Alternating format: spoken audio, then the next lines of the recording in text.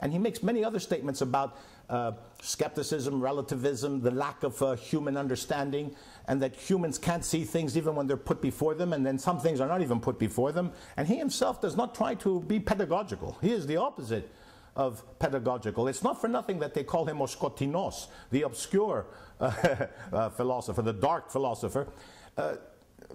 Some of the things that he says epigrammatically are perhaps can be said no other way. Perhaps the language of insight. Other commentators think that he enjoys being above the masses. It's a natural, arrogant, elitist thing. He was the high priest of Ephesus or something. It could fit in with his personality. But in any case, he does not try to explain. It's very clear. You have to rise to his level. Now, whether this is the nature of the case because the ideas are that difficult, and whatever, but the language is such that either you try to penetrate it or you're lost. There are no teaching examples. It's a master. That's right, as a master. It's our problem to understand what he says. And in that context, he has some great lines there. The way up and the way down are one and the same. And this makes great sense in cosmology, you see. After we discover that Ianodos ke Kathodos, right?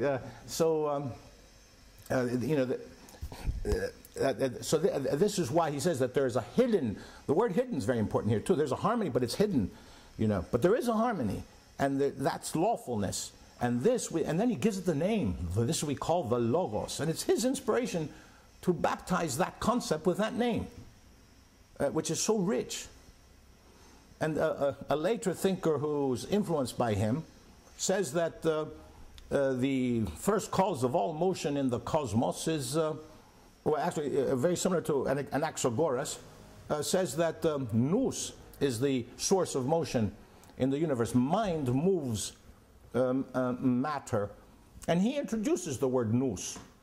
But it's like his original coinage based on the notion of logos. And then noisis noisios is again, right?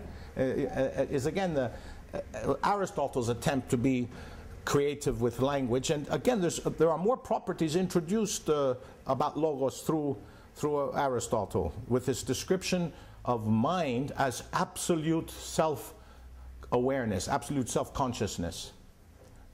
That is there's some commentators like John Herman Randall and Copleston call it the thinking of thinking. Wilhelm Windelband, the German commentator, calls it absolute self-consciousness. The Germans put it in a very abstract way, how you translate it.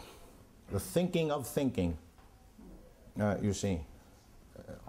Barbara? Oh. Υπάρχουν στην ελληνική γλώσσα περίπου 250 ρήματα για το λέγω και για το λόγο. Φανταστείτε πόσες αποχρώσεις βγαίνουν. Συνώνυμα. Που σημαίνουν λέγω. Ξεκινάνε από το... Σημαίνουν λέγω. Okay. There's more than 250 verbs in Greek that mean λέγω, I say. Αλλά αυτά όμως εξήγησε ότι όλο αυτό που είπε η κυρία Στελιανού έχει ανταπόκριση στο λόγο. Στο λόγο με το κεφαλαίο. And all of... Έχει ανταπόκριση που πάει να πει ο λόγο, είναι πολυνοηματικός. Polynomical. Yeah, multi... Okay, the word logos, he says, is multi-conceptual because all of these ultimately have a relationship to the notion of logos with the capital L, the logos. Yeah, so it's a... Yeah. And he says, my reference to Anaxagoras, he says is correct, and it shows that nous is within logos. Yes. Yes. Where does Empedocles fit in love? Oh, okay. Or does it fit? Yeah, it fits. Very good question. Empedocles was the predecessor to Anaxagoras, in effect his mentor. And Anaxagoras built his theory on Empedocles's. Empedocles made great contributions. Empedocles, first of all, represents said air, and then an Anaximander said toapiron, the boundless, the infinite, and they were all picking what Parmenides said being, and Pythagoras said number. So they're all monists, metaphysical monists. But Empedocles is the first metaphysical pluralist. This shows that the human intellect gave up finally trying to just find one principle. It can't do it. In a way, it was the phenomena were too rich. It became clear that, I mean, even if you say everything is water, how do you explain this? Anaximenes says everything is air and all solid things are compressed air. So in a way it becomes bankrupt as a notion. But Empedocles said, well, I have to compromise. So it'll be 4 elements. That's the first contribution. Earth, air, fire, and water. Those are the famous 4. Aristotle adopts them. They become the elements of astrology and legend and so on. So, okay, earth, air, fire, and water. But then he comes up with a cosmology that is 100% mechanistic. It is not teleological. It's totally materialistic, naturalistic, mechanistic. There are mechanistic principles. Now, he uses the words love and strife, but they are metaphorical for physical principles of attraction and repulsion. Love is attraction, the other is repulsion. Να τελειώσω το δικό μου και πες μου, okay, γιατί έχω και εγώ δικά μου ανάλυση και if you don't like, πες, διόρθωσέ με, correct me. Here's what he says. He says, in a relative beginning, because there's no beginning to his universe, but in a primary stage, the 4 elements are separated into 4 different quadrants: earth, air, fire, and water. All earth is here, all air is there, all fire is here, all water is there.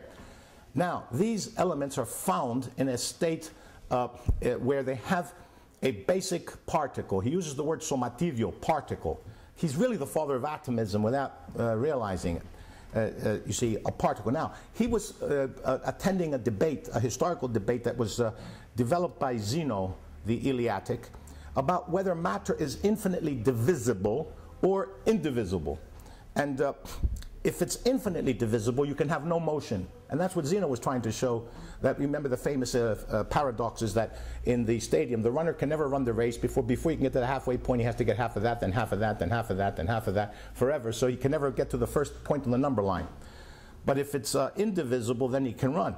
Well, it became clear that maybe it's necessary to postulate a building block of the universe, and that would be the particle, which mathematically is divisible, but not in fact, not in reality. In other words, not in physics. In physics, there must be some unsplittable, later becomes unsplittable, atom. The physicists started having physical intuitions that nature won't work if everything divides forever.